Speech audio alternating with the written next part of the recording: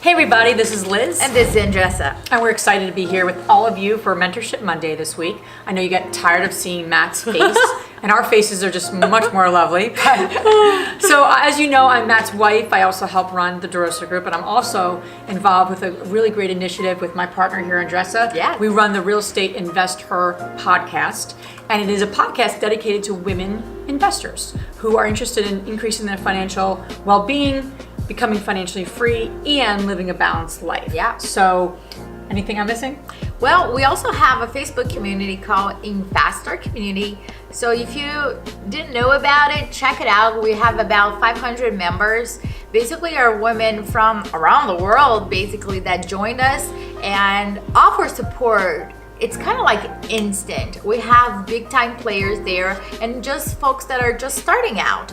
And when somebody jumps in and say, hey, this is my issue, you know, like a lot of ladies are gonna jump in to answer the questions and give the support that you need. So check it out. Yeah, so we'll put that in the link below. Yeah. And the podcast is a weekly podcast, comes out on every Friday, and it's called the Real Estate Investor Podcast. But you can find it, we'll put a link below, just therealestateinvestor.com. Yes. So without further ado, we're gonna answer a Mentorship Monday question from Adam.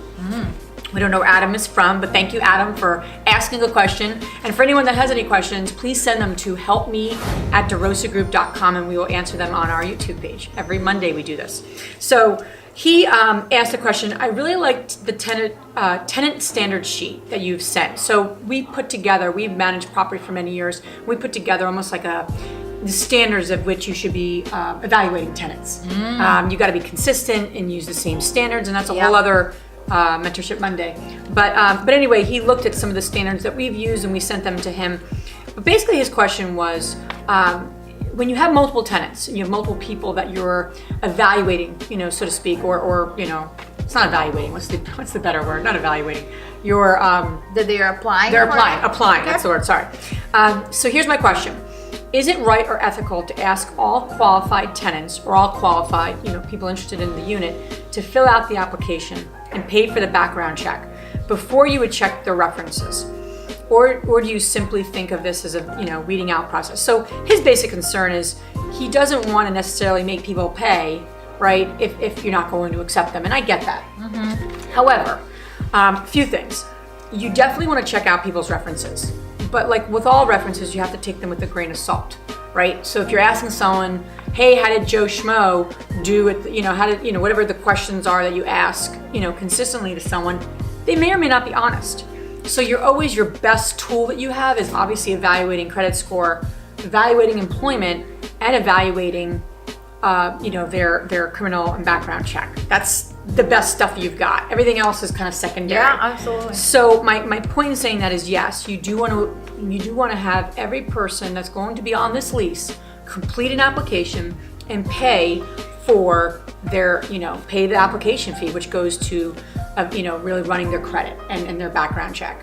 And then what happens from there is what happens from there. I mean, you can't feel bad if you don't accept them because they may not be a fit for your, unit. So. Yeah, I want to touch base when he says about the feeling of guilty. Sometimes we want to be compassionate with people and understanding and make sure that you are being fair. This particular landlords have to have that emotional side put aside for a second, especially when you're evaluating, quote unquote, evaluating people to be at your property.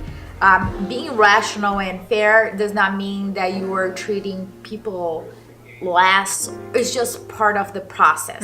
And I think that when you do that with every single person, so there's no okay, I'm just gonna do this for you because X, Y, and Z, then it gets very emotional. So when we put the emotion aside, every single feeling, and just follow the process, it's just business. And then it is just part of the process. There's nothing that you can do. And this will, as you already said to yourself, will eliminate the people that won't qualify regardless. Yep, I will add one more thing too.